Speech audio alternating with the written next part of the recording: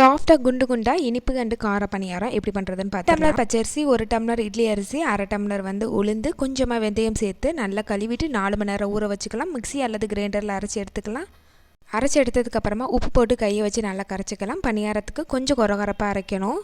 அரைச்சி வச்சதை over night புளிக்க வச்சோம்னா காலையில் லைட்டாக பொங்கி இருக்கும். 2 பாத்தியாக பிரித்து எடுத்துக்கிட்டேன். இனிப்புக்கும் காரத்துக்கும். இனிப்புக்கு கொஞ்சமாக தேங்காய் துருவல், வெள்ளை மண்ணு குட்டி குட்டியாக பொடி பொடியாக இடித்து வச்சுருந்தேன். அதை அப்படியே சேர்த்துக்கிட்டே மாவோட லைட்டாக மிக்ஸ் பண்ணிட்டு கொஞ்சம் நேரம் ரெஸ்ட் விட்டோம்னா நல்லா கரைஞ்சி வந்திருக்கும்.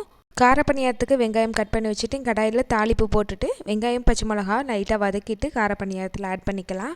இப்போ 2 மாவு ரெடி ஆயிடுச்சு. பணியாரக்கல்லை ஹீட் பண்ணிட்டு சுற்றிலும் நெய் அல்லது எண்ணெய் சேர்த்து ஒவ்வொரு பணியாரமாக ஊற்றி எடுத்துக்கலாம். நான் பாதி இனிப்பு பாதி காரம் ரெண்டுமே ஊற்றிக்கிட்டேன்.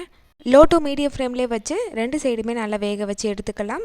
வெந்ததுக்கு அப்புறமா ஒவ்வொரு பணியாரமாக எடுத்தோம்னா சூப்பரான சாஃப்டான பணியாரம் ரெடி. இதே மாதிரி நிறைய வீடியோஸ் நம்ம சேனலில் இருக்குது. ஃப்ரீ டைத்தில் செக் பண்ணி பாருங்கள்.